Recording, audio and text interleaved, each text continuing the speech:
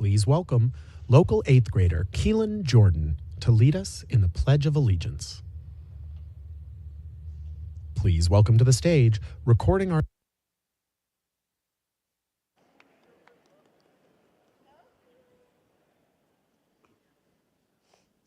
I pledge the allegiance to the flag of the United States of America and to the republic for which it stands, one nation, under God, indivisible, in liberty and justice for all.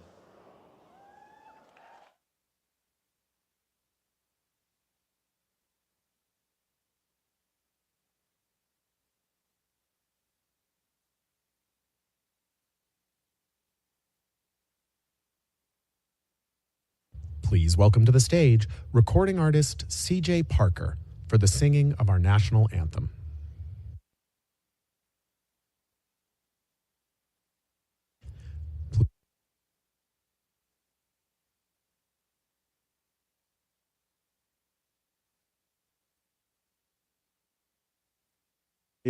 Can you see by the dawn's early light what so proudly we hailed at the twilight's last gleaming, whose broad stripes and bright stars through the perilous fight o'er the ramparts we watched were so gallantly streaming, and the rocket's red glare, the bombs bursting in air, gave proof through the night that our flag was still there.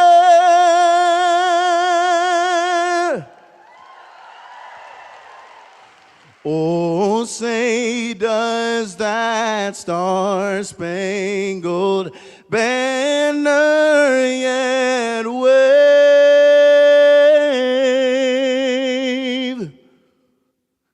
o'er the land of the free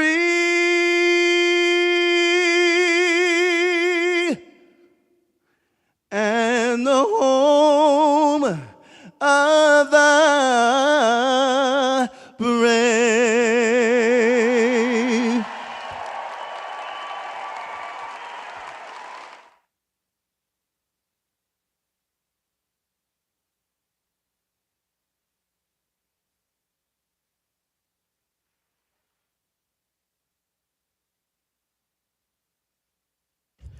Please welcome Iowa veterans Laura Hubka, Lanon Bakam, and Ben Davis. Please give a warm welcome.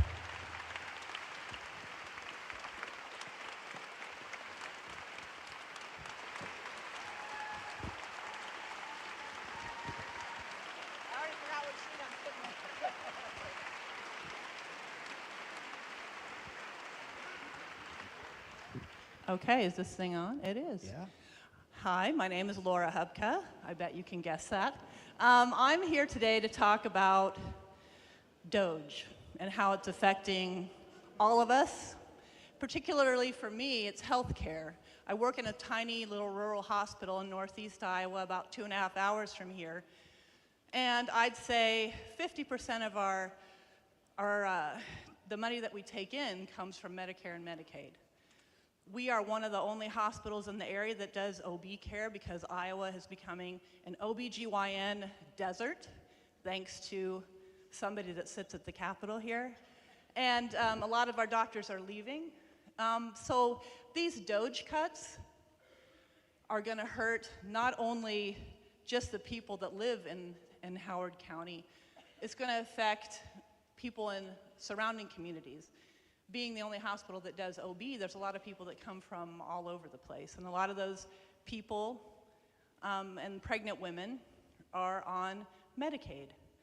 So when you cut that to 50% or 20%, then you're affecting me too and my job.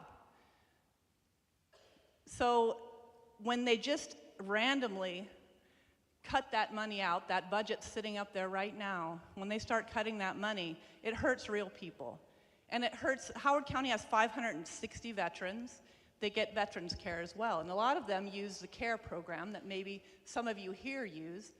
And that's gonna cut our veterans care as well, because there isn't a place for veterans to go within an hour or 2 hours.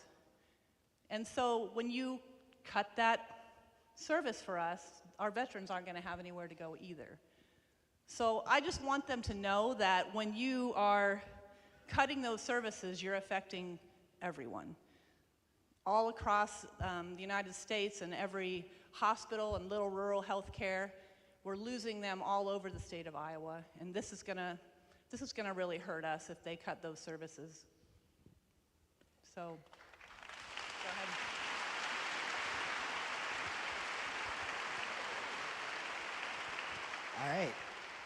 All right, it's my turn. My name is Ben Davis. About 4 years ago, I retired from the Iowa Army National Guard, I spent some time here in Cedar Rapids, and did what was the next logical thing, looking for somebody to transition out of the military, and I bought a chocolate shop. I have some fans over here, all right. So what I want to talk about is just a couple minutes on how small business is being impacted right now through what we are all willing to spend because of the unpredictability of the world as we sit in our country right now, and then really kind of some of the impacts. Oh, sorry. All right. Yeah, hold it up. So, sorry. Just a little bit about the impacts of tariffs on small businesses and consumer confidence on small business. Am I doing right? All right, right there. Okay. Folks, he was an officer. That was the problem. Where's my enlisted at? Yeah. Here we go. Here we go. All right, yeah, normally I just yell, so I'm not used to an audience quite this big. Our business, the Marion Chocolate Shop, when we bought it to now, our prices for cocoa, which if you didn't know, cocoa trees aren't grown in America, they have to be imported, has increased over 100% in the last 6 months. Some of that is climate change, which we are no longer part of the Paris Climate Accord, right? And then part of it is the fear of tariffs, because everything has to get imported from Ivory Coast, West Africa, Costa Rica, Central America by way of Belgium. So our product, our prices are going up. And how that impacts us is I don't sell bread, I don't sell eggs, I don't sell the stuff that you need to get by. A lot of people think you do need chocolate to survive. Yes. But at the end of the day, I know my product's a novelty, but how it impacts my family trying to live our American dream as small business owners is we either have to pass all of our costs on to you, our customers, our consumers, or we have to eat it. So if we end up eating the price, what that does is that doesn't allow me to sign one of our daughters up for volleyball camps, our other daughter up for camps at Theater Cedar Rapids to be part of this community. It stops us from reinvesting our money as a small business owner into this community. And then the cycle is just gonna keep going and going. So tariffs are really bad for us. The unpredictability of the world and where money is going to come from and how much we're gonna pay for basic necessities like transportation, groceries, that type of stuff is gonna hit us hard. And as a veteran who's trying to live our best American dream, we're having a really hard time doing that.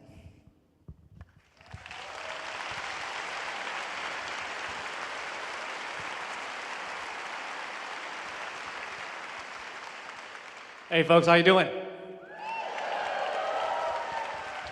Y'all know Pete's coming up pretty soon, right? Let's do that again. How you folks doing? That's more like it.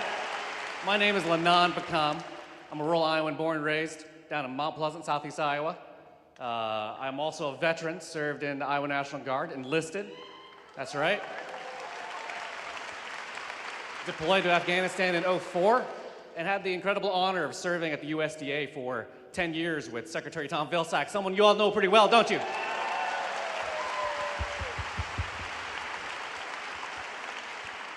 We've heard already from Laura and Ben these local impacts that are happening right now in this state, and it's devastating. There are a couple things that you need to know right now. That this administration, the Trump tariffs and trade war, are going to devastate rural America.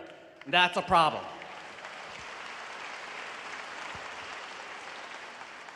I don't know how many of y'all know this, but Iowa is the second largest export state for agricultural products in the country. Did y'all know that?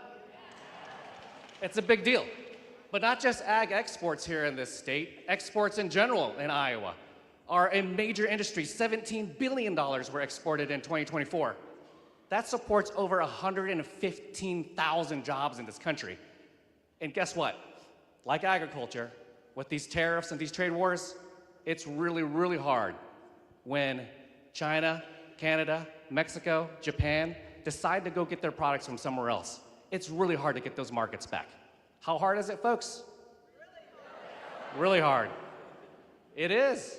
And we've seen this already. The Trump administration is injecting chaos into our economy. Farmers and ranchers in our rural communities need certainty. They want to know how they can plant and prepare for the next year. And when they cut programs, they cut the ability for farmers and ranchers to even go to their local office to seek help because they're cutting staff and they're cutting hours. That makes it harder for us to be able to grow and raise our own food locally. And I'm gonna guess, I'm pretty sure most of the people in this room feel strongly that we want to get our food from closer to where we are. Am I right?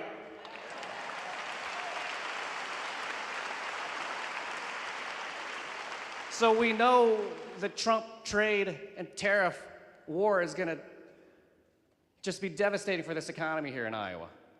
But there's also local effects domestically.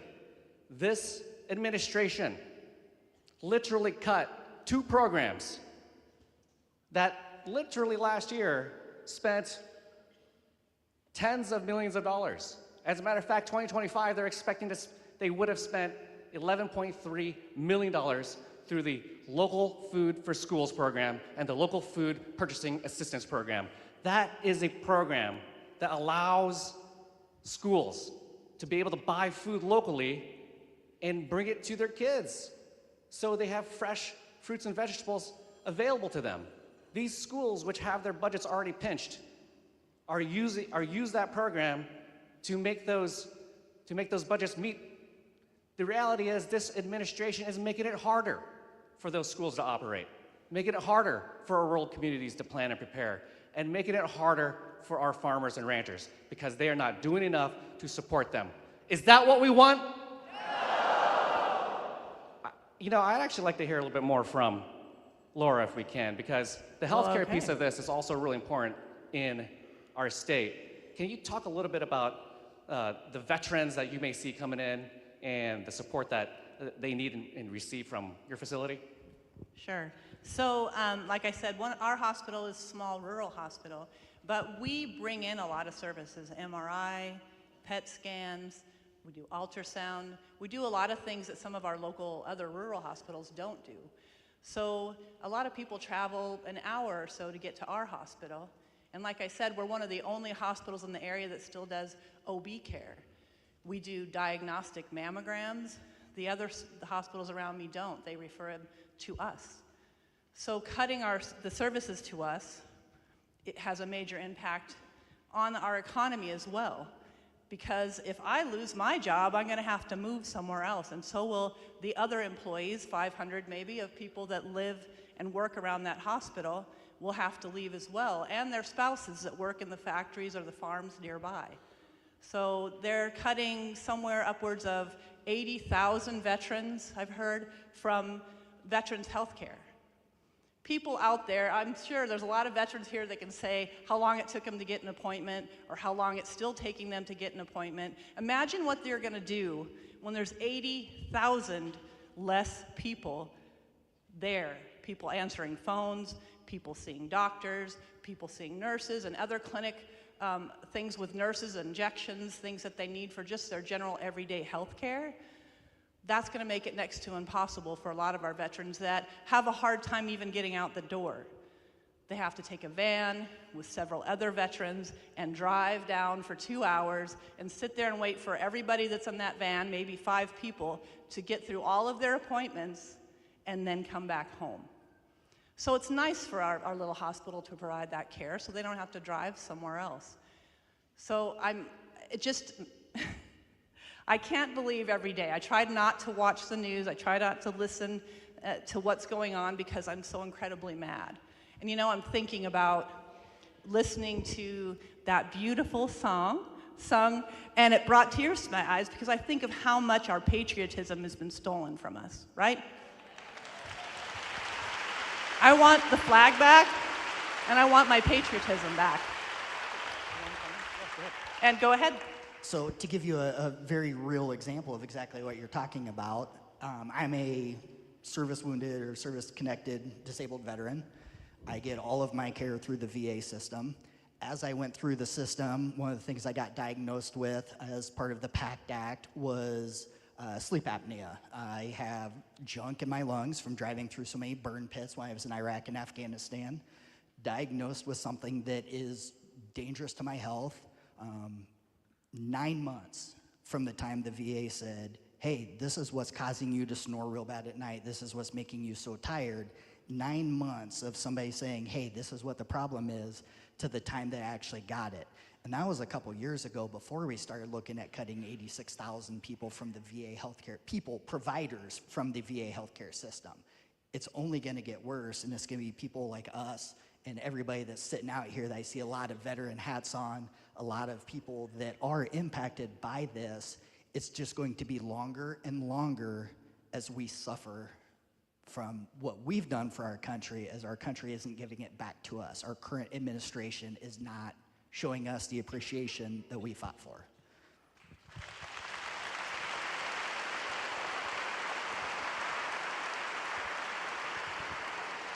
Hey folks, guess what? I just got the hook. We're about to leave stage. But that means we're getting just another minute closer to Pete. You guys ready for that? Hey, you learned. That was really good. But let me just finish on this, okay? What we've heard today are just some really incredibly compelling stories from both Laura and Ben. And what's happening in our ag industry as well. Can I just get a show of hands here? How many of y'all from a small town, have a connection to a small town, grew up in a small town, right? That's right, there's a lot of us in here, and I actually think Iowa's one big small town. Right? Kind of feels that way. We all know each other, we're friends, we're neighbors, and that's the amazing thing about having this community. And when this administration tears and rips at the fabric of that community, it's tough. Because in this state, as Laura was talking about, in my hometown, Mount Pleasant, these things are fragile. There might only be one hospital in a town, one post office in a town, one school in a town. And when you lose any of those components, your town starts to die. And we can't let that happen in this state. And that's why we need better leadership for our country moving forward. Thank you very much.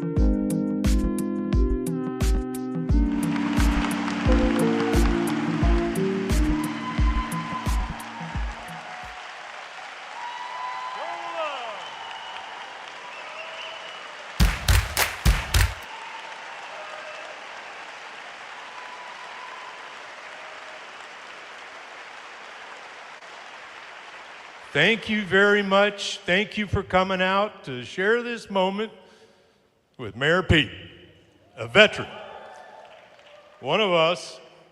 So we got a whole lot of veterans in the office here, and we've got their family members. We got people who love veterans, and tell you, there's a whole lot of energy going on right now.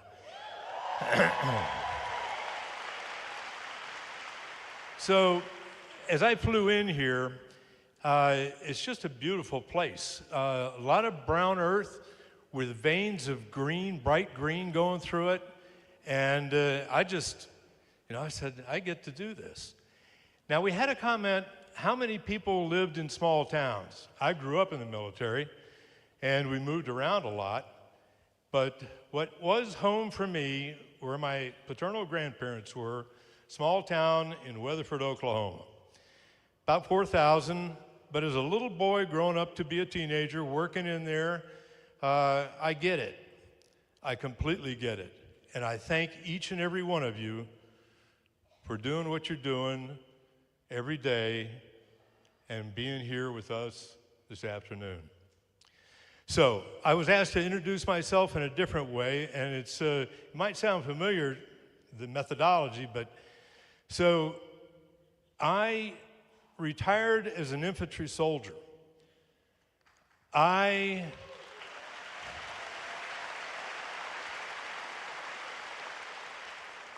am husband to a soldier.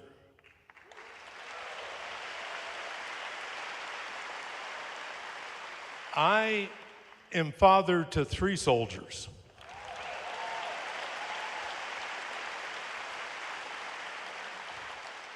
Two non-commissioned officers and 1 officer.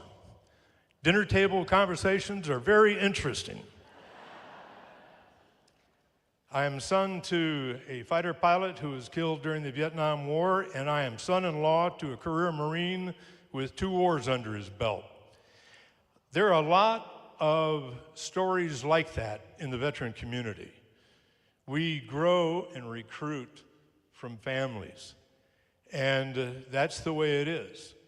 And the whole reason that we're here tonight is to support our veterans. And the Vote Vets outfit, and I get to be chairman, I'm the guy with the gray hair, but I'm surrounded by some of the smartest, brightest, most wonderful young men and women you can imagine.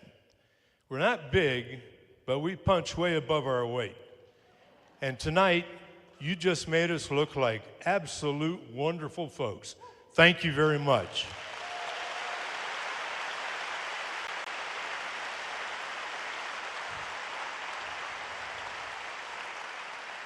So, once upon a time, about 20 years ago, we had a Army captain and a political Democratic consultant get together and say, we need more members, more veterans in Congress.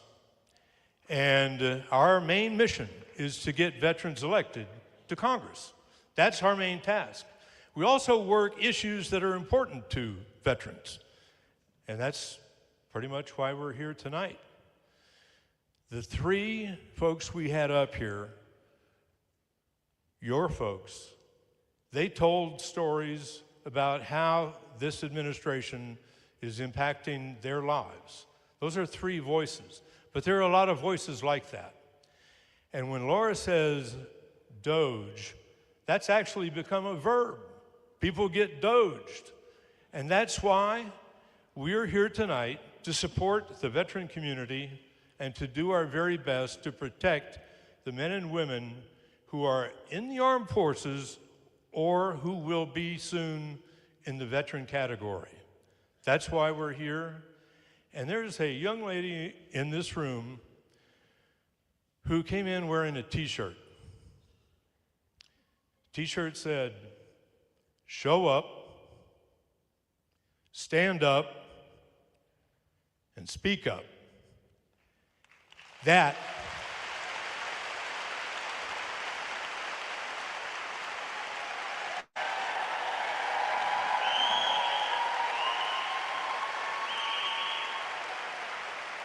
Thank you, my dear.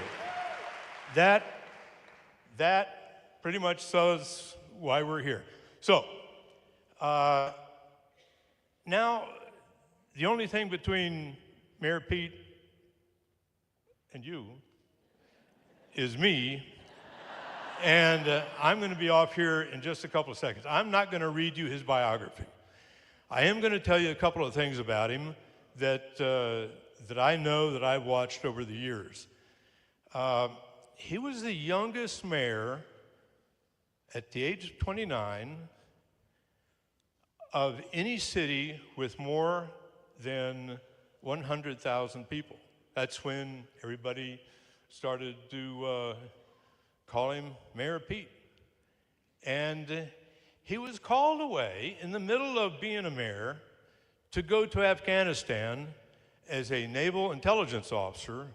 And when you're an infantryman, you really do love your intelligence officers because it just ups your game and gives you a chance. But this man, Mayor Pete, has served this country, all of us, over and over again.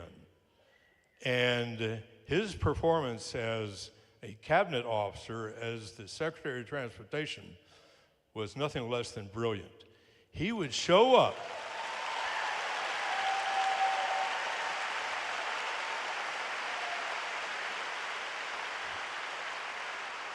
He would show up with that magnificent smile, and everybody just kind of felt a little bit more relaxed that somebody who knew what he was doing was going to help out.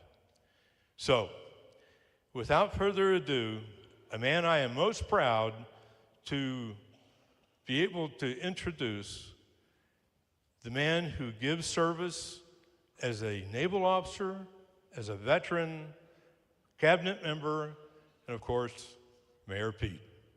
Here we go.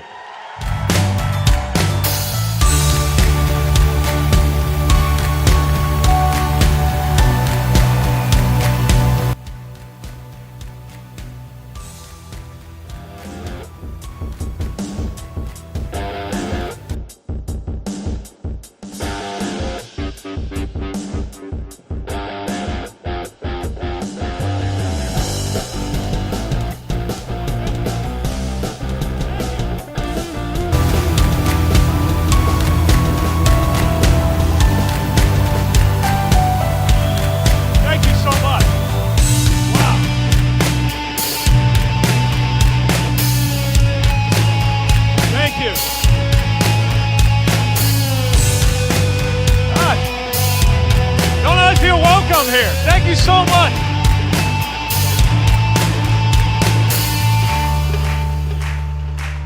Wow. Thank you, General Eaton. Thank you, VoteVets, for hosting us today. And thank you for joining us for a very important conversation I've been looking forward to.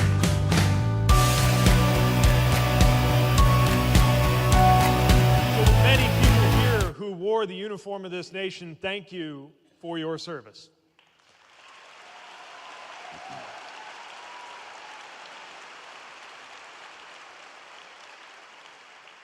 And to every one of you who chose to be here this evening, I know you got a lot on your plate, a lot you could be doing. I can't thank you enough for joining me for this conversation. It feels really good to be back in Iowa.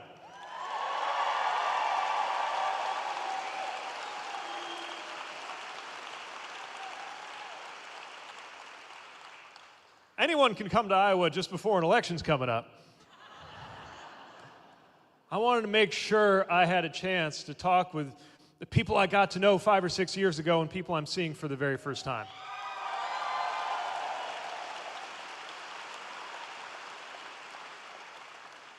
Last time I was in Iowa, or last time I was in Cedar Rapids, I was in my previous capacity as secretary bringing a few $1 million from the Biden infrastructure plan to fix up your airport.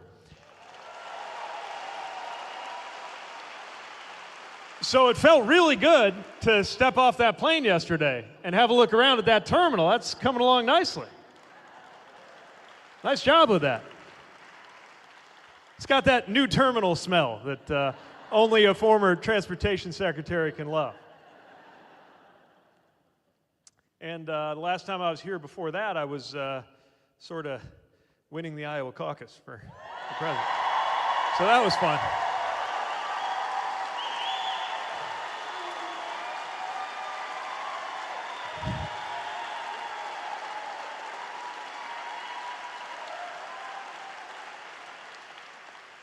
So thanks for that, too.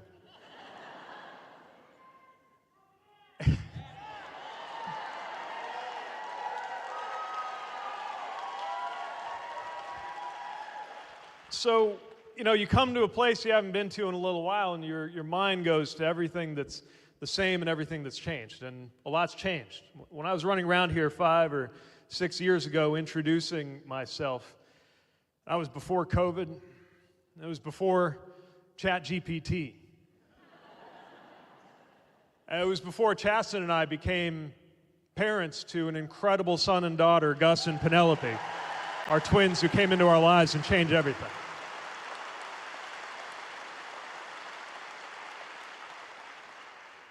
Other things haven't changed so much, including the fundamental importance and crisis of trust in our society and in our country. I believe it's never been more important. 5 years ago, I wrote a whole book about trust, and I think it's even more important now than it was then.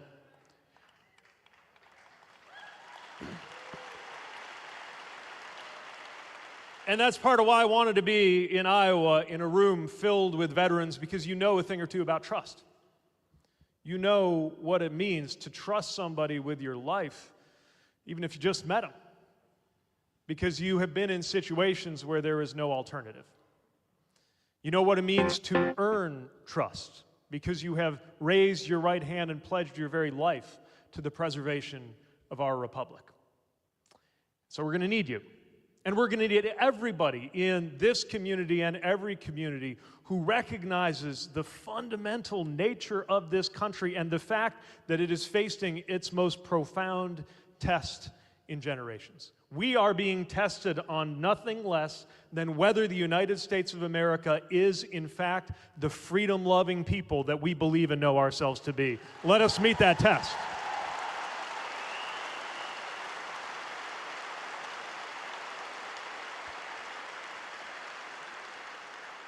Let me be clear, that is not an academic concern. It's one that comes into our everyday lives. Because if this is a country where the government, the head of the government, or very wealthy men who advise and or instruct the head of our government with no accountability, that means that if you're a farmer caught up in a useless trade war, the answer is too bad. If you're a small business owner who doesn't even know what you can order or what you're going to be charging, the answer is we don't really have to answer to you. If you're one of the 10 million Americans who we just learned stand to be kicked off of Medicaid if this Republican budget goes through Congress, the answer is go pound sand. That is unacceptable in a democracy. So this is an immediate concern, not a theoretical one.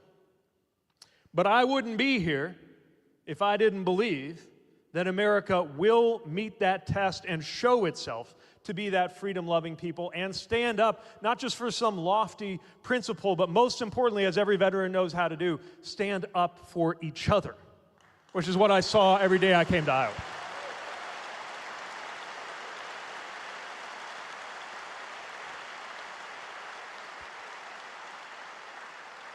That means recognizing what we must stand up against and, just as importantly, being clear about what we're for.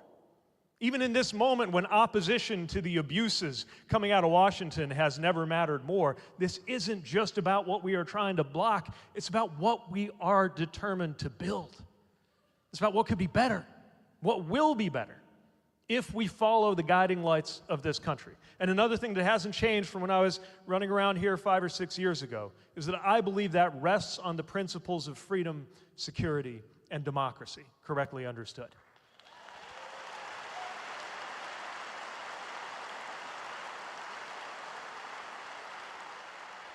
And yeah, freedom means freedom from overbearing government, something we should be able to join hands, progressives, conservatives, libertarians, at a moment when the President of the United States thinks he can send you to another country or shut down the broadcast license of a TV station if he doesn't like what it has to say.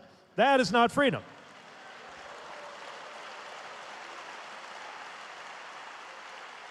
We have lost some freedoms in this country during this administration and the previous Trump administration. But we will not rest until we have restored freedoms like a woman's right to choose.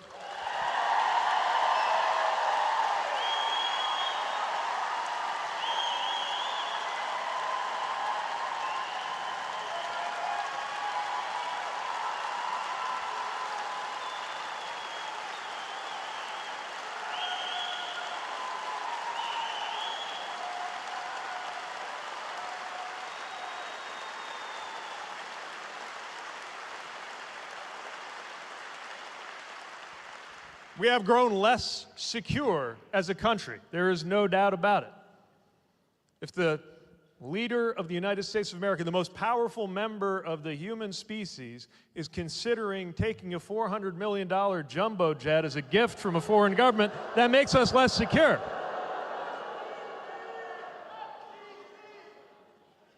If the Secretary of Defense can randomly text highly sensitive classified information to some dude on his phone, we are less secure. But just as importantly, we could be more secure.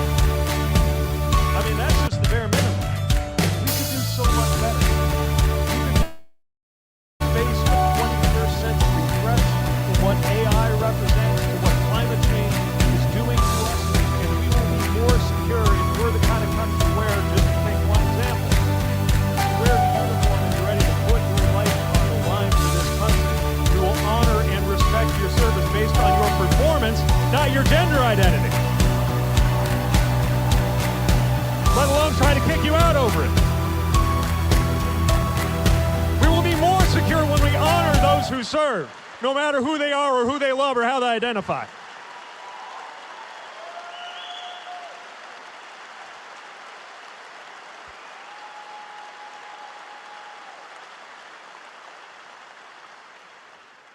And democracy. We know what it means to be a better democracy or to have democracy slip through our fingers. We've never been a perfect democracy, but democracy is the most important thing about our country, and our country is the most important democracy in the world. We got to lean into that. So I wouldn't be here if I didn't believe that we could live up to that. That at the end of the day, the vast majority of people in this country understand that what makes America America is that the American people bow to no king.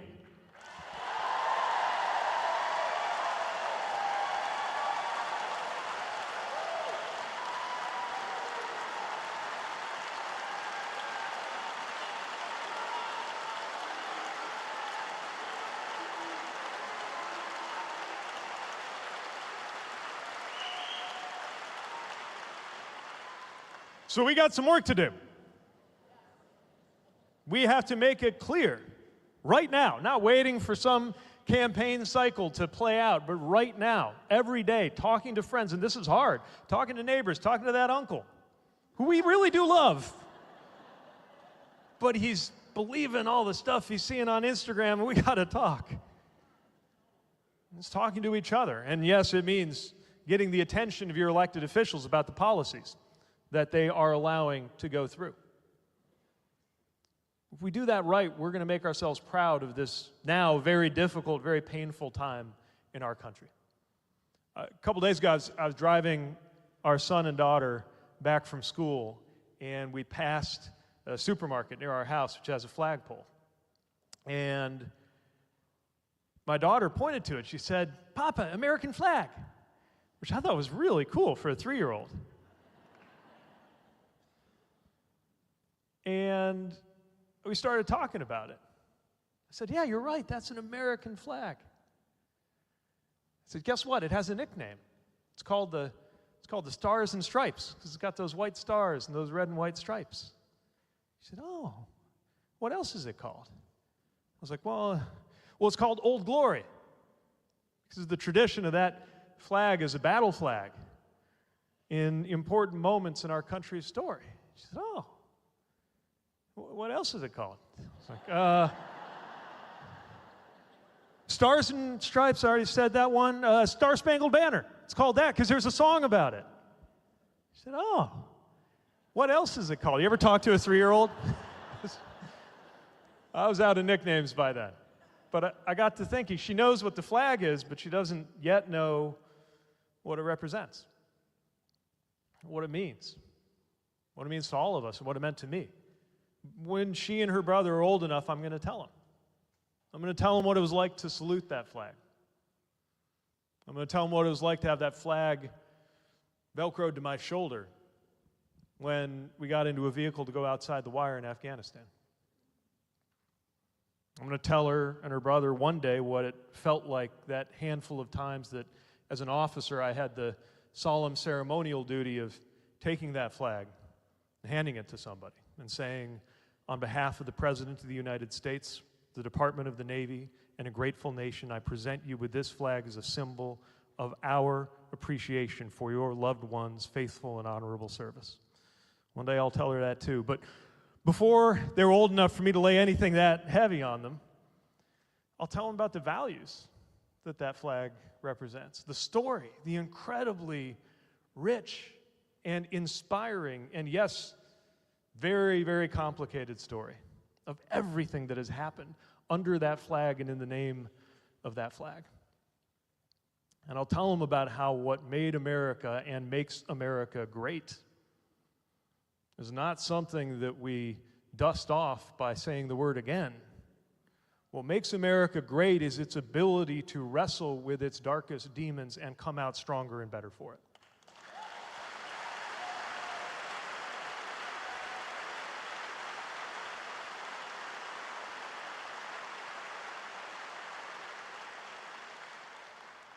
But that doesn't just happen.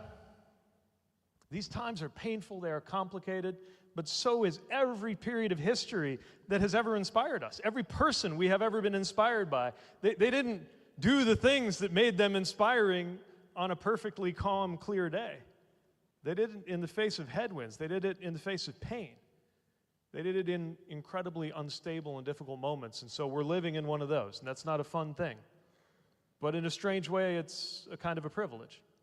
Because there will be no question that we, American citizens, in this moment,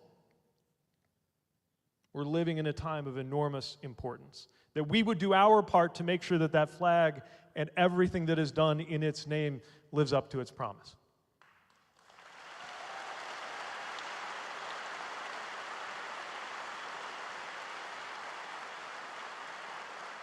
That's the job of every soldier, sailor, airman, and Marine, but it's also the job of every citizen. And citizenship plays out in so many ways, and this is one of them. So I'm excited to have a conversation with you. And with that, here endeth the monologue. The mics are going to go around, and I can't wait to talk to you about whatever's on your mind. Thanks again for coming here.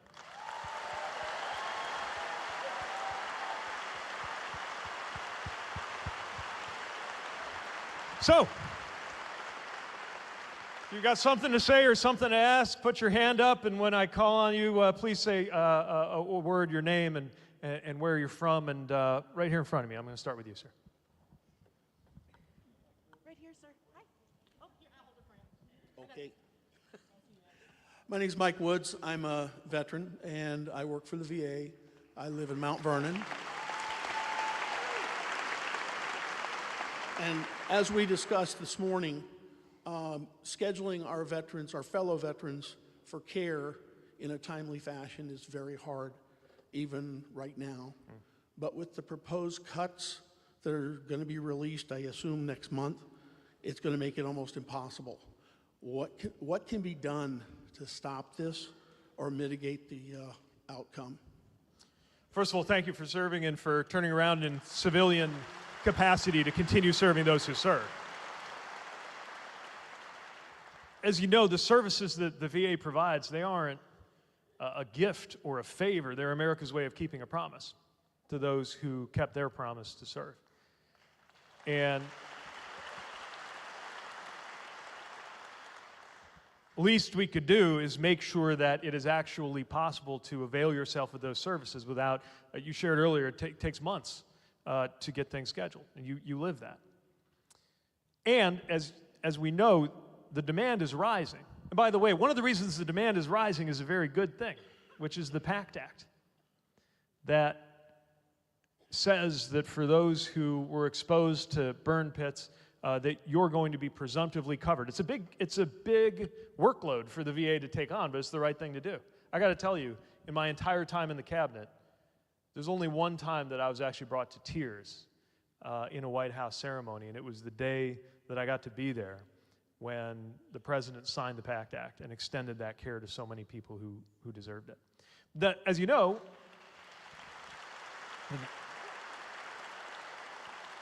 you don't have to be a VA professional or a political figure or much of an expert to know that if the workload is rising and you're cutting the personnel, you're going to have a problem. Cutting 80,000 people will, plain and simple, make it harder for the VA to execute its incredibly important mission. So what can we do about it?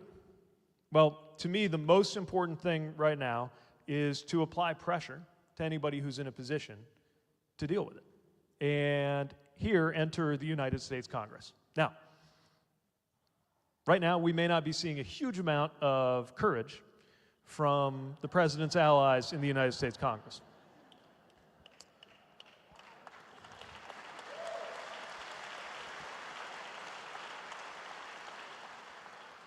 But I think many of them, including some who represent this area or this state, are already aware of two things. One, that these cuts are wrong, and two, that these cuts are unpopular. Unfortunately, they might actually care more about the fact that they're unpopular than the fact that they're wrong. Since they're both, this is an opportunity to get their attention. We're all here for this town hall. I can't help but notice that I'm not even elected official or running for anything. I'm here. I can't help but notice a lot of people who are elected officials aren't. There's a reason for that, right? They don't want to have to explain this stuff. Continuing to get their attention changes their incentives, and look, there's this sense of inevitability, of invincibility, right, that the president's trying to create. But it's not true. They'll back down. He'll back down when he screws up badly enough. But not as often as I'd like. But they change their mind all the time. They just change their mind about tariffs. What are the tariffs? 10%, 120%? I don't know. It's different every day. And I believe that they can be induced to change their mind about this if and only if there is more public pressure for a better policy. Thank you. That one. Let's see. Red shirt. Just sit tight for a second. Mike will find its way to you. Wait just a second, Stephen. Oh, please. Wait just a second. Go. Mike's coming your way. Okay, Stephen Miller's talking about getting rid of habeas corpus, and this has been an onslaught since the beginning of the year. Do you think there's any line that he will cross that Congress is going to finally do something like Republicans? Yeah, great question. Thank you. I mean, habeas corpus, this is some really basic foundational stuff about the rule of law, right?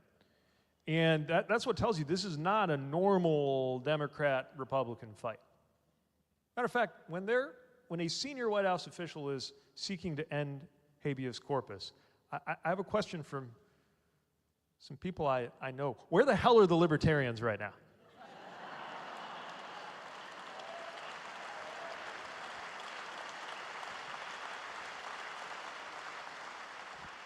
I got libertarian or conservative friends who are against the Clean Air Act.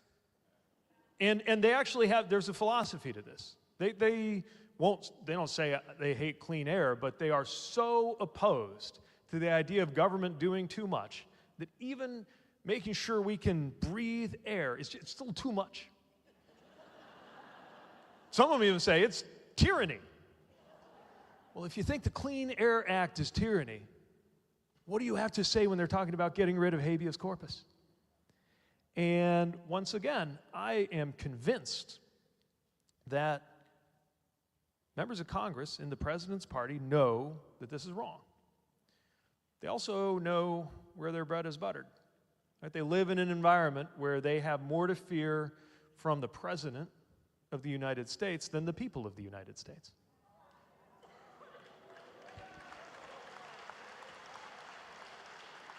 You could watch them do this math in their heads.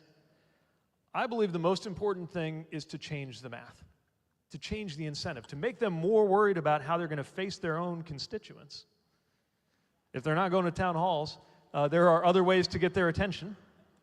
There are other peaceful means to get their attention, peaceful but energetic means to get their attention, that might remind them that if not out of principle, then at least out of political self-preservation, they have an interest in standing up for what's right. I'm sorry to say it's not happening on its own. It should have by now. But you can tell, because they have been forced to back down on some of their most ridiculous proposals, that there is a line. Is there a line he wouldn't cross if he could? No. But are there lines that he can't cross? Yes. And it's up to us, we the people. And we don't have to wait for an election. It's up to we the people to draw those lines and make it clear that you can go this far but no further.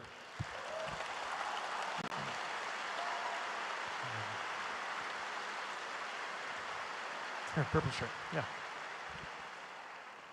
Hi, I'm Dorothy Army. I live in Brooklyn. Thank you.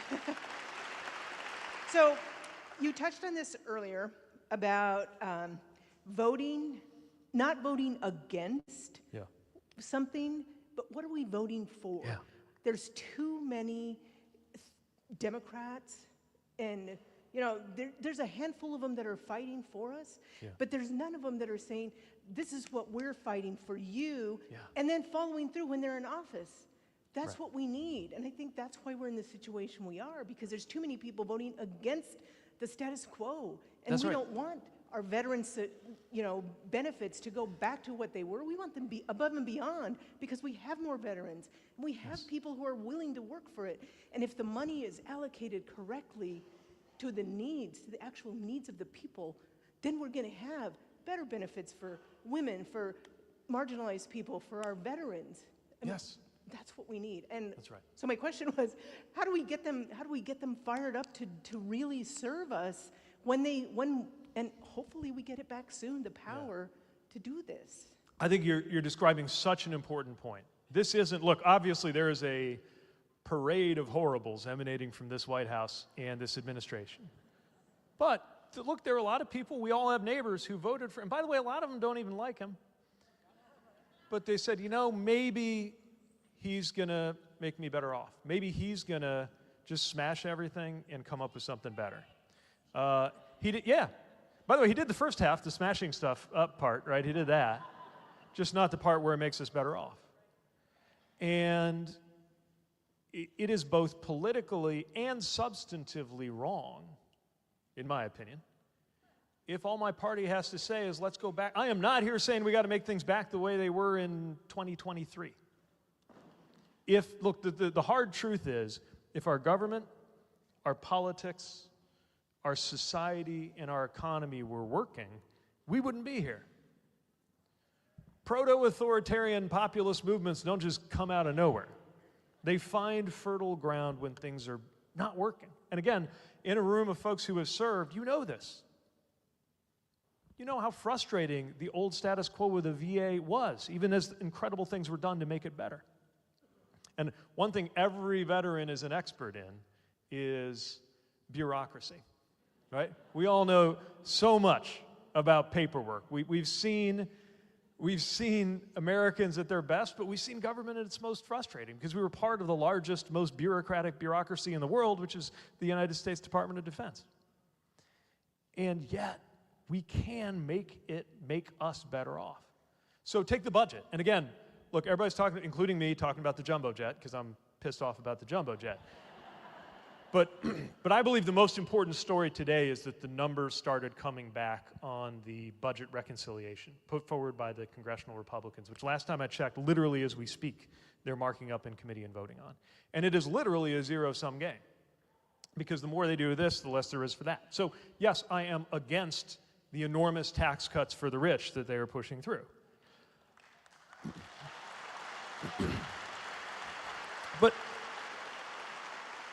But part of why we're against that is we're for taking those dollars and using them to make sure that nobody in this country, no child in this country goes without health insurance. To make sure that no child in this country goes hungry. We heard earlier about that USDA program that my friend and colleague Secretary Vilsack had to help make sure that more food goes directly from farms to people who need it. I'm for that. We could do that, and we could do better. And look, we got to come up with some new answers. And I'm talking about my party too. The post-World War II order, international and domestic, is gone. Or at least it will be by the time these guys are done with it. And the truth is, it's been a while since it was really keeping up with the realities of the 21st century. We need to be presenting answers in accordance with our values on how to make sure government can actually get stuff done, actually work, be more user-friendly, deliver. And that means some tough conversations on our own side about how we get in our own way sometimes with government. But as somebody who worked for years to deliver transportation projects, I know there's things we could do to make that happen faster and better. And it means being ready for some of these things coming our way. I think even now we are underreacting to stuff like artificial intelligence. Or as President Trump's Secretary of Education calls it, A1. I don't know if you saw this.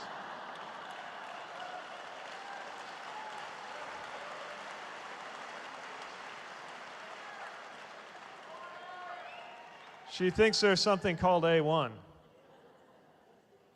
which means she doesn't understand that it stands for AI, which means she doesn't understand artificial intelligence.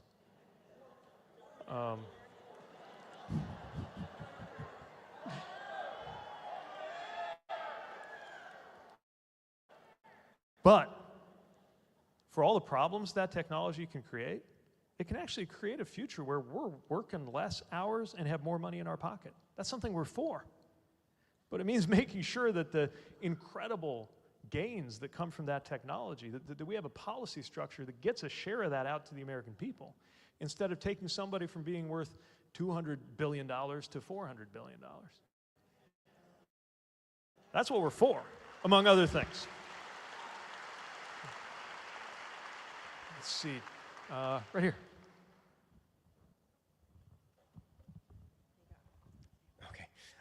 Tim Nash, Iowa Army National Guard, still serving. Thank you.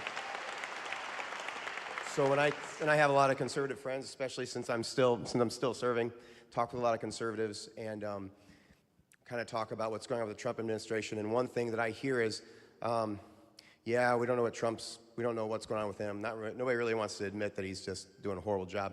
But a lot of people then say, God, but the Dems are just horrible right now. Nobody trusts them, and they're just in the toilet.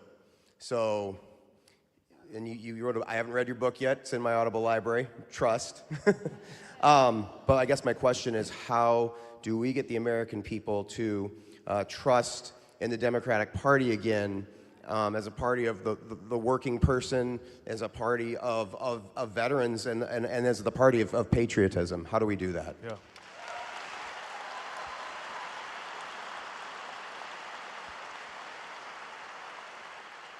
Well, you're right.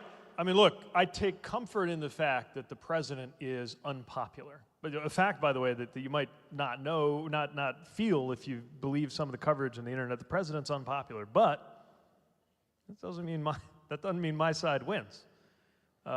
Democrats do not have the best brand around here or in a lot of places. And there's a lot of reasons for that, some fair, some unfair. I think the most important thing is that we connect everything we believe, everything we say, everything we do to everyday life. I'm convinced that the only reason we have politics, the only reason politics is worth being involved in, is because of how every decision that happens in a big white building in Washington, D.C. finds its way into our everyday lives. And nobody knows that better than people who have been sent into war on the orders of people who sit in those big white buildings. But we've got to show that we're about that and not about what seem like these incredibly abstract things. We've got to meet people where they are. We've got to have a different message. Look, you know, I was I considered it important to make clear some things that were going right in the economy, for example. But there were a lot of things that weren't this last time around. And if somebody's upset, anybody who's ever been married knows, if someone you love is upset and your response is, you shouldn't be upset, you should be happy, actually. Anybody ever try that? How'd that go over? Right? That does not meet people where they are. People are upset for a reason, and we got to have that dialogue. And that's the other thing, it was right there in your question. You said talking to conservatives, which weirdly, some people on my side have trouble doing. You know, look, we're in an environment where more and more of our information gets fed to us in ways that are pre-sorted. So all I see, I take out my phone and all I see is, here's this person I already agree with saying something that I agree with. Here's this person I already disagree with looking foolish.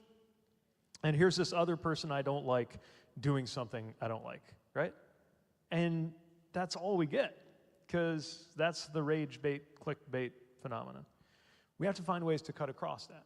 And there are several. One is appearing in conservative spaces, my unexpected specialty of going on Fox News an awful lot.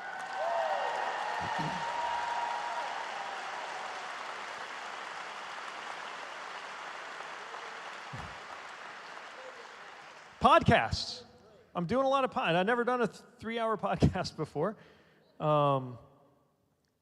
But there are all these sources of information that our friends who think differently than we do about politics are getting information from, that frankly are not subject to the editorial standards of a newspaper.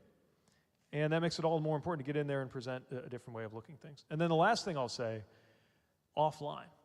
We're going to have conversations that are offline. That's what this is. I mean, we'll probably take some of this and put it online, but just human beings being around each other, it sounds like the most basic thing. It happens in a military unit. I mean, it happened in my vehicle. I was in a conversation with people with radically different politics and racial and economic backgrounds. Sometimes felt like the only thing we had in common was that flag.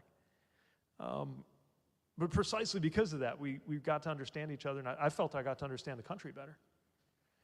We need to seek that out in neighborhoods, in faith communities, in rooms like this.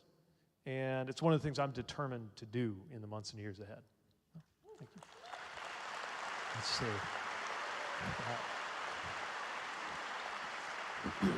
see. Sir.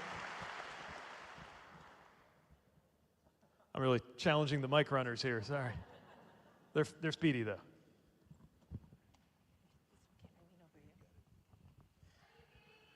Mr. Secretary, Scott Phones, Iowa Democratic Veterans Caucus Chair for the state. Thank you. And an Air Force veteran.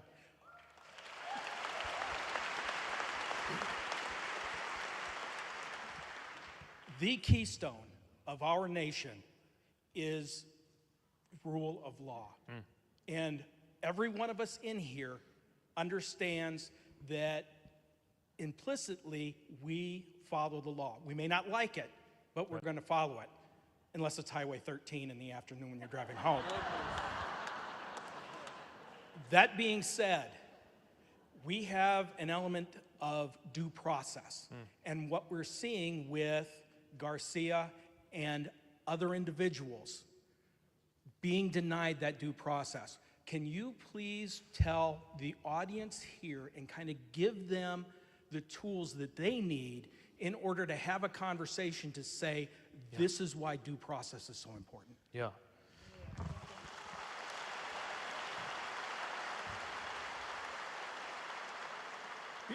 I guess the way I would think about it is that our most important rights and freedoms are safe if and only if they apply across the board.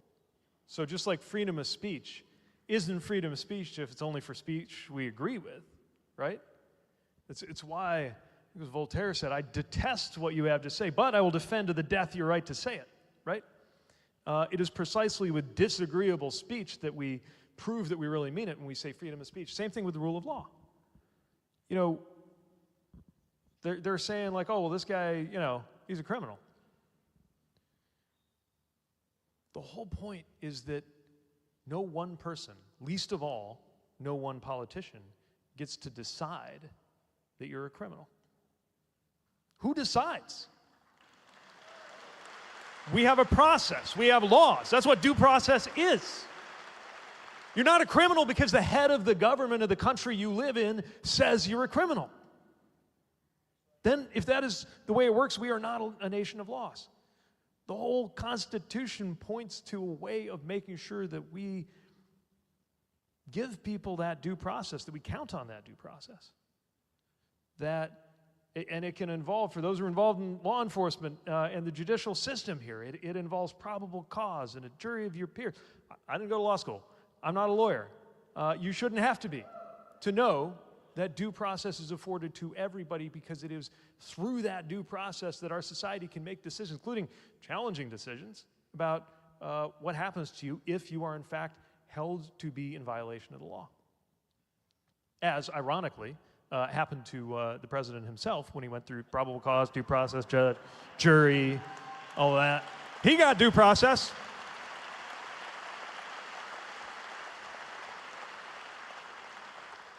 So should everybody else. That's how I think about it. All right, we're getting some votes for, sir.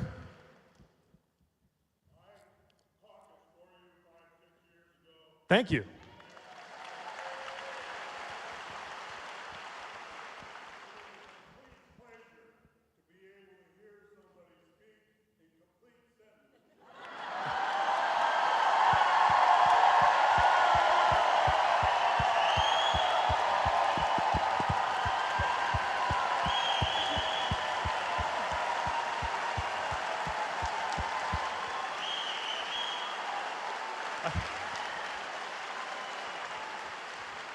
I do my best. They gave me a mic, but I don't think they even have it turned on.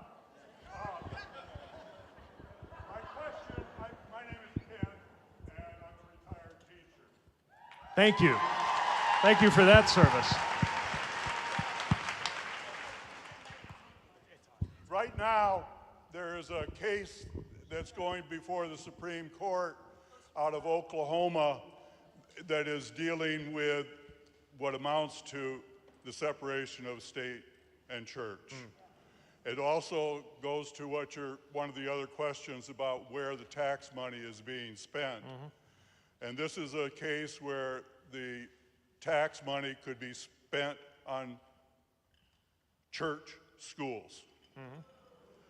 I pay $1,000 quarterly estimates. I pay more taxes than Jeff Bezos does.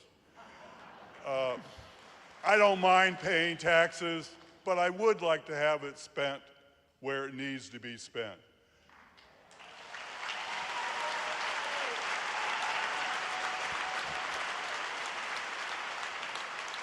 I would like you to speak about the separation of church and state and tax money being spent on public schools.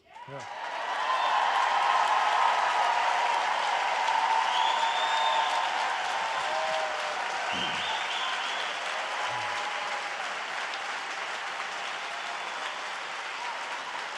Amen. Look, the separation of church and state is a foundational principle of our republic. Our country was founded by people who decided they didn't want to have to live subject to somebody else's interpretation of his own religion. They were, by the way, religious people, but they didn't want to have to live by somebody else's religion. And they did not seek to impose theirs through the mechanisms and the machinery of government on anybody else. It's a foundational principle, and it is absolutely being tested in our schools. A public school is, speaking of democracy, subject to the decisions of a school board that you get to vote people onto or off of. It's part of a democratic process, as should be everything that we pay for with our taxpayer dollars. And I say that as somebody who appreciates religious education. I benefited from religious education. I went to St. Joseph's High School, the Catholic high school in South Bend, Indiana. I got a great education there, but my family never expected for 1 minute that our neighbor on Marquette Avenue would have to pay for it.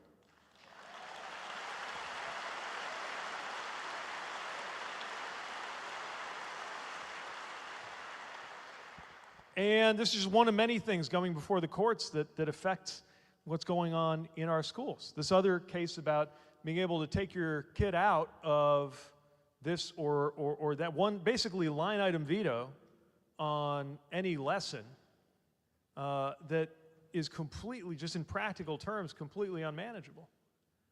I mean, the idea that a teacher is supposed to keep a roster for every student and only include a different combination of students in every paragraph of every textbook is, again, against the basic idea that we hold our school systems accountable to a school board that we elect, but then their job is to hire people who can be trusted to run those schools in accordance with community values. That's the idea. By the way, that's an idea that is richly rooted in a tradition of respect for local decision-making that conservatives used to talk a lot about, and I think we all ought to be able to agree on. So, and one last point, again, because this isn't just about what we're against, it's what we're for. It's not just that we are against forcing people to pay with their tax dollars for private education that they might not subscribe to or agree with. We are for using those tax dollars for excellent, first-rate public education.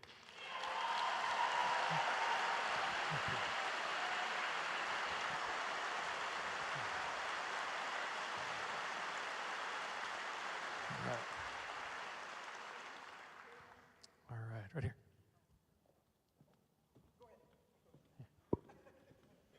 On your left. Pardon me, thanks. I'll hold this for you. My name's Ned Fry. I live in Mediapolis, Iowa. I'm a retired command sergeant major with 33 years of service.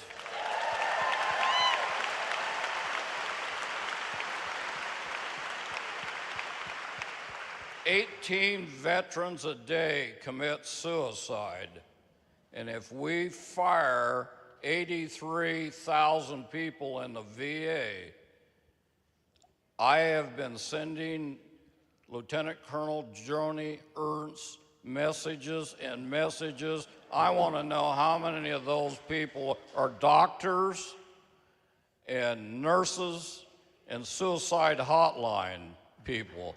And I got one other thing to say. At least I know what the Declaration of Independence is, and it's not a love letter.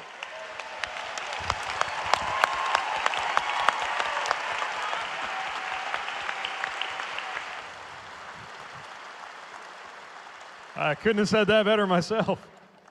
Well, thank you for that service, and thank you for taking a stand for those who come home. And we, definitely people I served with came home physically intact, but they still didn't make it. And it is a profound crisis. And the good news is our country is gradually doing a much better job, generally and with respect to veterans, of recognizing culturally the importance of mental health, understanding that mental health ought to be something we deal with and be able to talk about. That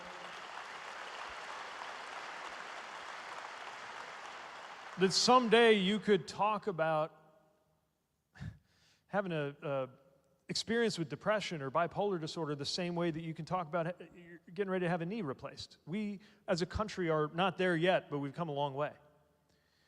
And yet at the very moment when the VA is staffing up and gearing up to better reflect that, they're cutting people. I met with someone at the VA earlier today who was explaining how part of what they've done is when there was a vacancy, like a physician moves on, they're getting ready to hire another one, they eliminate it. And that way they can say it's fully staffed, but they've just reduced the number of people who can serve our veterans. They made cuts that impacted the Veterans Crisis Line. Why in the world would the Trump administration cut a literal lifeline for America's veterans? Thank you. All right, folks up front. Yeah.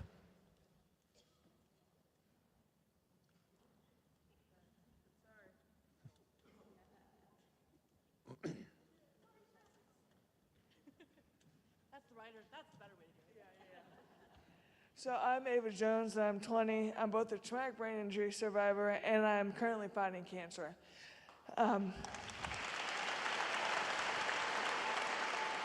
The type of cancer I have, Hodgkin lymphoma, is very well researched and has saved my life. The research has saved the chemo, has saved my life. What are the impacts of slashing research funding in educational institutions, and what can be done about it for people that do not have as great of a cancer that I have, or as lucky as I am for the type of cancer I have? Well, first of all, thank you for sharing that with us.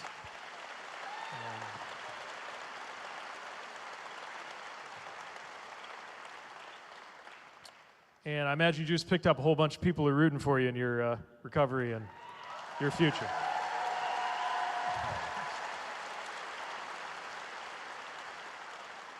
And thank you for reminding us that research also is not just some abstract ideal, although it's a worthy ideal to build up the knowledge of this nation in service of a better future, but it's an extremely practical thing.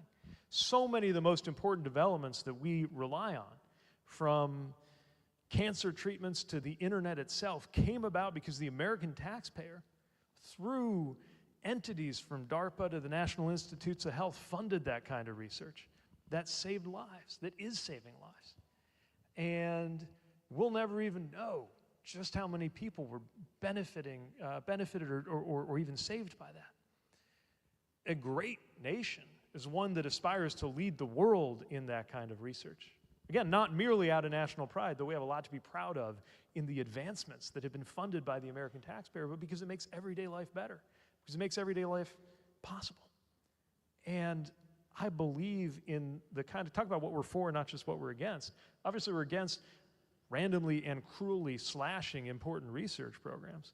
We're for what this country could be, can be, has repeatedly shown itself to be at its best, leading the way, because that becomes a gift to the entire world. The entire human species benefits when the American people make that kind of research possible. So let's be clear that this is a country that believes in science, believes in the potential of modern medicine, and believes that it not only needs to be researched and developed, but then made available, which is what's at stake in this fight over Medicaid health insurance. You have to be able to get the care that the best minds in America have invented and made possible. Thank you again for sharing your story. Stay strong. Front and center.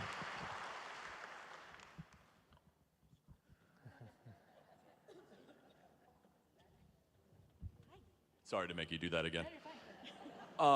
There is a bill that the Republicans are currently putting out there that I don't think is getting enough kind of publication when it comes to everybody, and that's the SAVE Act. Essentially has to do with voting rights, and especially women's voting rights, married women, disenfranchised. Can you kind of speak a little bit about that in regards to just educating everyone on what it is and what we can do to help combat it? Yeah, thank you.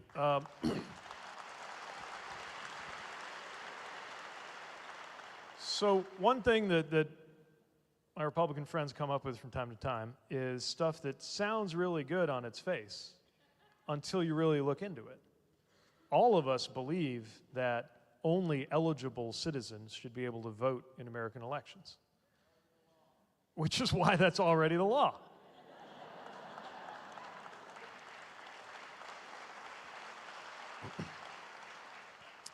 And what's extremely troubling about many of these proposals that have been put through either at the state level or federally is that in the name of election integrity, they actually reduce the integrity of our elections. And what I mean by that is that, and by the way, there's tons of research that's been done. People have been, it's incredibly rare, but people have been prosecuted for fraudulently voting, as they should be, because you can't do that, you shouldn't do that.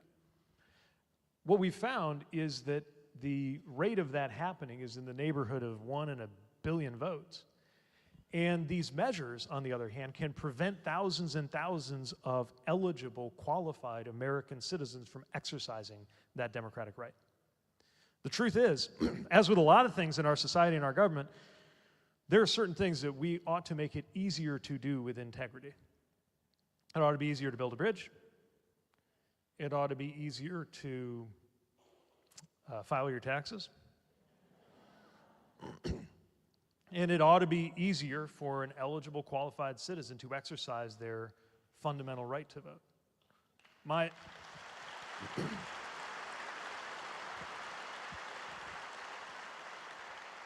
So some legislation that will prevent 5 or 10 fraudulent votes out of 1 billion, but also prevent thousands and thousands of Americans from voting is, in my view, a distortion of our elections. And it's one I think they wouldn't be really into if it weren't something they thought might benefit them politically, which is really, I believe, what this is about. By the way, if you really want to have election integrity, one thing I would do is establish as a principle, as a right, that you shouldn't have to wait more than an hour to cast your vote.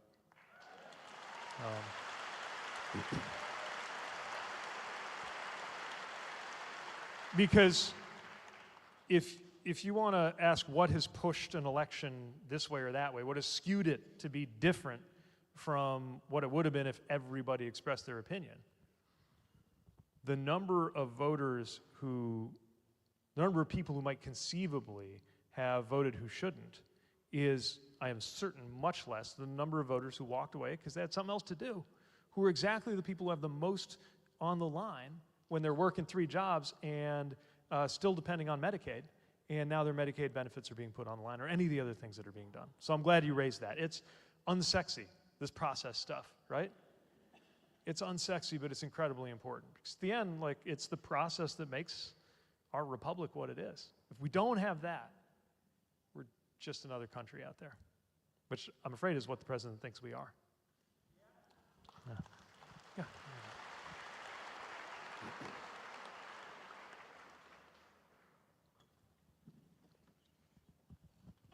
Hi, Pete. My name is Blake. I'm originally from Los Angeles, but now attending the University of Iowa. Been a supporter of yours since 2020. First, I wanted to say it was my first time in Iowa when I first got to tour the school, and Iowans are some of the most amazing people I've ever met. Right. You guys are, it's a family here. It's beautiful. I wanted to ask you about the Democrats' response to this. I know we talked about this a little bit earlier, but it feels to me there's an idea like this isn't normal. But that's it, it's just talked about. I remember my friends here can tell you about how frustrated I was during Trump's address to Congress and how Democrats brought signs. And that felt like that was it. And it felt like there wasn't much pushback. And it feels like to me that Democrats are not really fighting back, at least publicly. And I wanted to specifically note on Iowa being the first state to disenfranchise trans people, which is something I feel like the Democrats have kind of forgotten about, not focused on. I was hoping you could talk a little bit about that. Yeah. Well, there's this theory out there that if we just kind of hang back, don't do much, then the people in charge today will screw it up, and then they'll get blamed for it, and then we'll win. I disagree.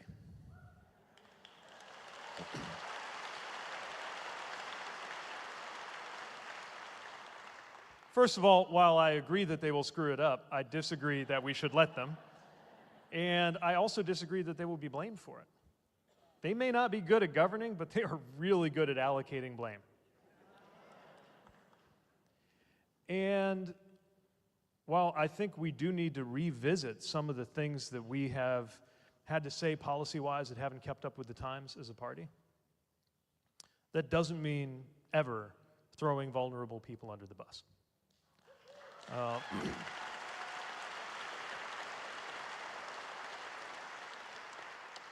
Americans may have questions about how to make sure sports are safe and fair, which I get. But Americans also understand that your gender identity shouldn't affect whether you get to vote.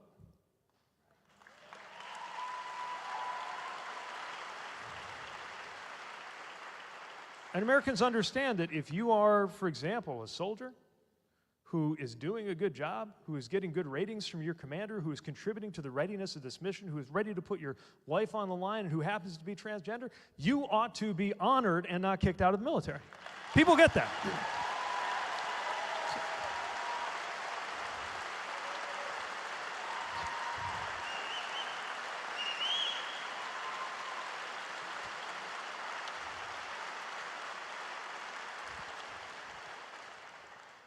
And I also think deep down, I have to believe that most Americans get that whatever group happens to be disfavored at the moment, and it's always somebody, that the kinds of politicians, left, right, or center, who get ahead by stepping on their faces, nothing good comes of that. So we got to be strong in our values and strong in our opposition and equally strong in what it is we are proposing to do next, which I think is the part that seems to come hardest to us right now. I see this whole debate in my party. It's all about, well, it's all about him. It's all about how much to accommodate him or how to oppose him. And I get it.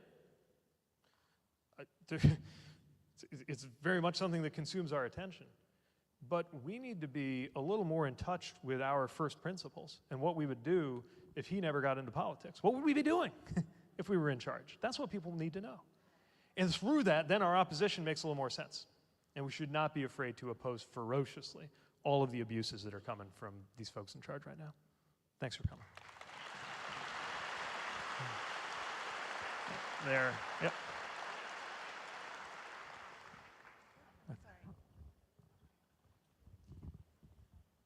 My name is Myra Frana, and I want to know what you have to comment about the Afghani refugees that have been given till May 20th to self-deport. They protected our military. They stood shoulder to shoulder. We brought them here 3 years ago, and now we're leaving them behind.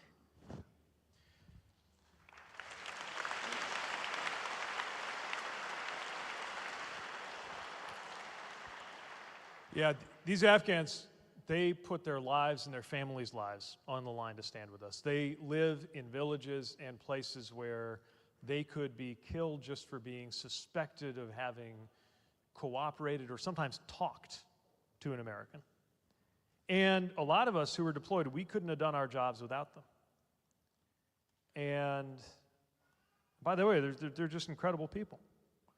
We had a couple translators and Afghan folks we worked with at great risk to their lives who were, so we started this fantasy football league. I'm not a huge football follower, but you get bored out there sometimes, you pick up new hobbies and habits. It was amazing. They'd never seen a football game in their lives, but they loved America, they loved the guys they were serving with. They actually wound up generally doing better than the rest of us because they didn't sentimentally imagine that they could outsmart the machine. They just went by the numbers, you know? And I think about the conversations that we would have about, we talked about corn, because some of them are from parts of Afghanistan that grow agricultural products. And I was trying to think of a way to relate to somebody who has such a different life than mine. And being from Indiana, I realized we could talk about agriculture and about corn. But at the end of the day, it's not about, you know, their personalities. It's about their sacrifice. And it's not just about them, it's about us. It's about the integrity of a country that must see to it that we keep our promises. The security of a country that must make sure that whenever, as we undoubtedly will do again, whenever we are asking somebody to put their life on the line for us, that they believe us when we say, do this and we will have your back too. It is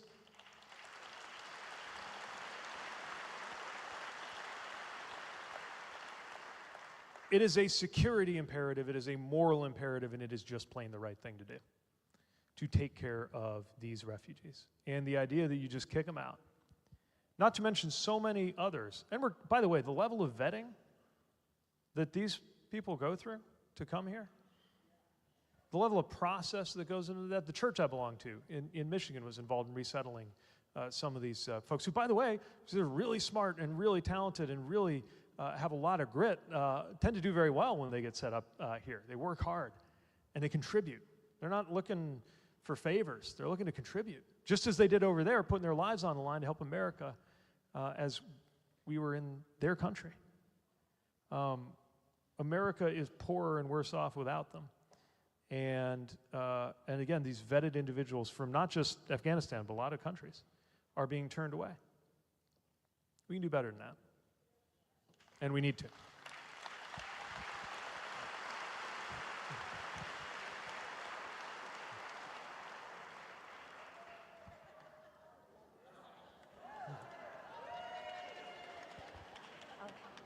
I popped into Raygun on my lunch break today. It's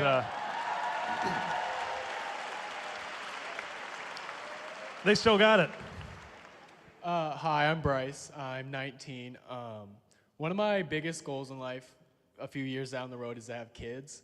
And I feel like the way things are going now, I feel a lot of people my age are scared to have kids and bring them into the world, especially with like rewriting history in the classes and like mandating Bibles in public school and all the other things that we could sit here and name. So my question is, what can we do to make the future of the next generations to come safer?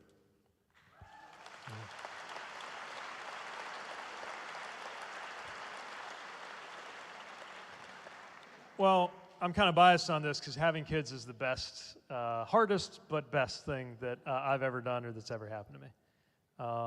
And I went through a big part of my early adulthood not sure if that was something that was even possible. Because when I came of age, getting married wasn't even an option, let alone getting married and having kids. And we went through a whole, like a lot of adoptive parents, we went through a whole roller coaster of fits and starts and heartbreak. And one day got the call, and next day we were holding him in our arms. And it's the most incredible thing.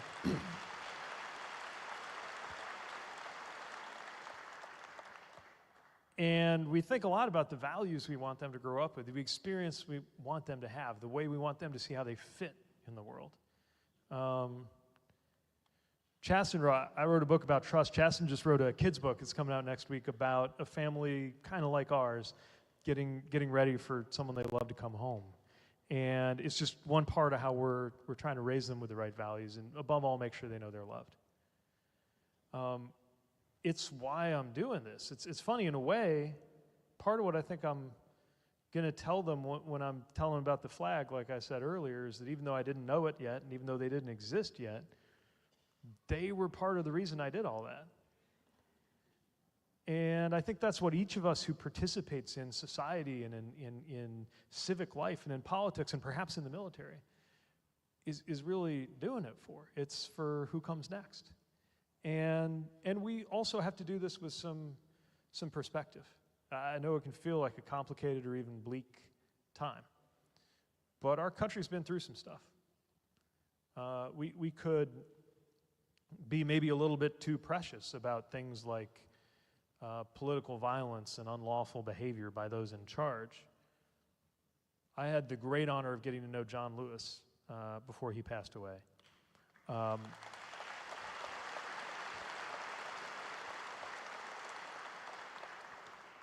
I wonder sometimes what he would think of this moment. But what I know is that when we talk, if you talk about this moment, it would not come as novel to him that there's a side of America that's capable of political violence and illegal behavior by people in positions of power. That has happened. And what is best about America is that we've actually been able to face that down as a country. Not perfectly and not always, but more often than not. And I wouldn't be here if I didn't believe that we're not just going to save our values in this country, but that the future can actually be better than the present, that it has to be. I really believe that.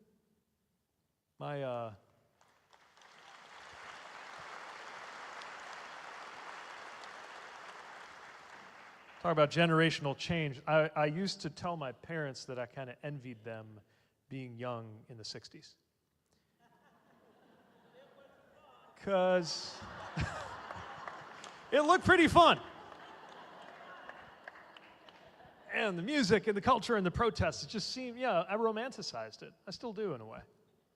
But after hearing me say that one too many times, my mom sat me down and said, it was terrible.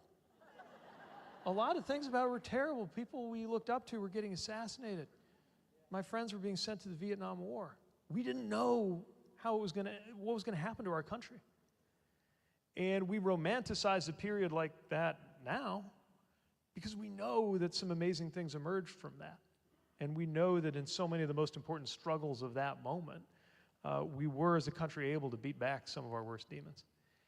And I think the 2020s might be like that. I envision a conversation where I'm talking to the kids when they're old enough to say, what were you doing in the 20s?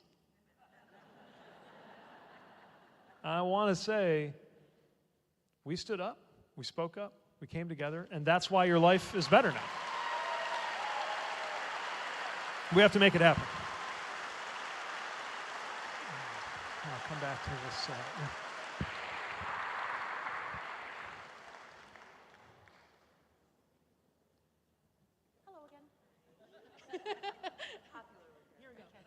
Hi, my name is Mary Pat Hansen. I'm a retired teacher.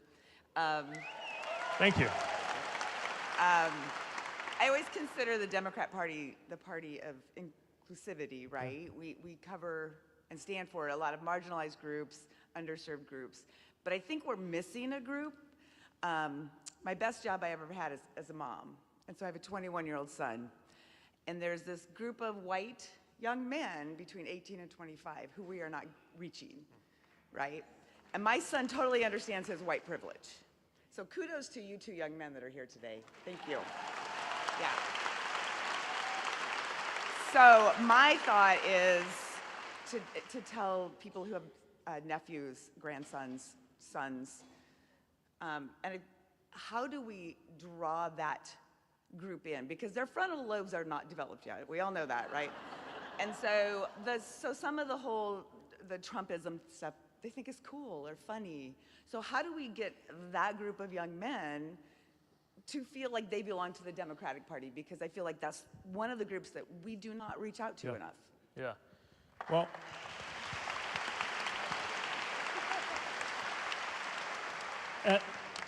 at risk of sounding obvious, step one is talk to them. And those conversations need to happen. A lot of them are online. A lot of these, I taught a day a week. I was at the University of Chicago this spring. And I'd always do a show of hands with the students and ask them where they got their information. And this won't be a revelation to younger folks who are here. I asked them what percentage of, how many of them, I always started with television, because that's how I'm used to getting my news. How many of you get your news by watching a television? You really? Okay. You might be the first person I've met. Do you actually watch television on a television?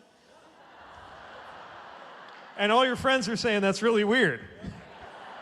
It's like retro. It's going to be like vinyl. So watching television to this generation is like vinyl. Mr. Secretary, thank you very much. We have time for one more question. Okay. Well, then, just to finish the thought, and then I'll take one more. Thank you, General. They really keep you squared away, these Army types.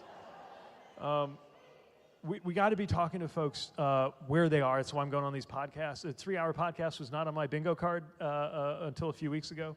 Going to be doing more of those, but also, again, speak to how everyday life is going to be different. If it just looks like a show or a game, then you go with whoever's cooler, whoever looks like they have more swagger sometimes. I mean, that's something that happens when you reduce politics to a kind of a death match, wrestling death match. That's what it's become. We can do better than that, but we have to have that conversation and have something to offer besides just these guys are no good, even though these guys are no good. Yes?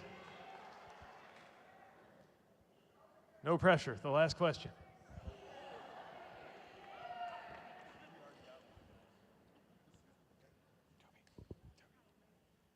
Hi, my name is Brittany McDonald.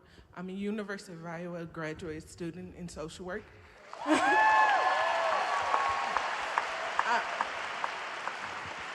That's just one of my identities. I'm also a mother of a child with disabilities. So my question is, how can we, as a nation, bring in the disability community when it comes to policy? They're often an afterthought, and it's something that I am strongly passionate about, fighting for the right, not only my son, but everybody with disabilities. So what can we do? Thank you.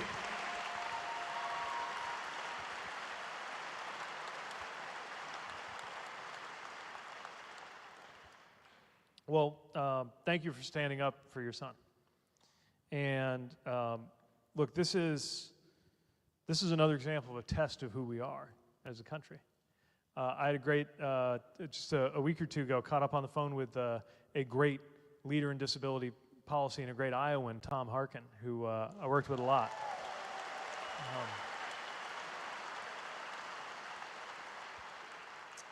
And one of the things I'm proudest of that we did during my time in transportation was things like a rule to make sure that airlines had to treat passengers with disabilities better than they do, including wheelchair handling. As I'm sure you know, Americans with disabilities are the biggest category of Americans recognized by civil rights legislation. And as I'm sure you also know, when we do right by people with disabilities, that doesn't just benefit a disabled American, it benefits the community, the country, the family, whether it's transportation, making sure that the conference or the wedding that somebody couldn't go to if they were unable to go because of some barrier, making sure they can contribute, or whether it's just making sure we're the kind of community where everybody has a place and has belonging. That makes us better, everybody better. And of course it makes disabled Americans better off. Plus, and this is something that gets too often overlooked, a great many Americans who aren't part of the disability community today will be. So many of us will age into disability. So we're doing right by everybody when we do better. Now, I've been troubled by what I've seen, including the new administration looking ready to roll back some of the work that we did. Airlines that responded to the wheelchair rule by suing. But I know that this is something that Americans understand, because the other thing about the disability community is it cuts across every category of geography and income and race, you name it. And talk about folks who have a lot on the line. If they throw people off CHIP or cut Medicaid or make it more difficult to get in-home care, let alone the accommodations out there in our transportation systems and our communities that, by the way, make it possible for so many disabled Americans to work as well as to live well. It is the right thing to do, and it reflects well on us. And maybe a great note to end on, because the one thing that I see both in the ethos of a veteran and in the culture of the Midwest, I'd like to think universal American culture, but definitely in the Midwest, is this determination to stand up for each other. And whether it's the teachings of my faith that whatever you do for the least among us is how you make yourself useful, is the very stuff of salvation, or whether it is the democratic principle that everyone has an equal vote, no matter your wealth or your standing or your story, or the good old-fashioned Midwestern idea that you're not better than anyone. We're all in this together.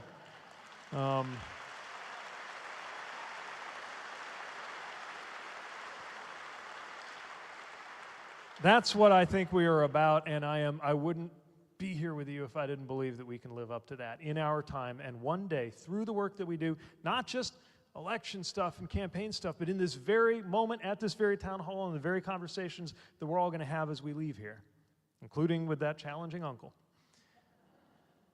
that we will put ourselves in a position to look back on the 2020s with pride rather than regret. So thank you for being part of that. Thank you for the warm welcome back to Iowa, and we'll meet again.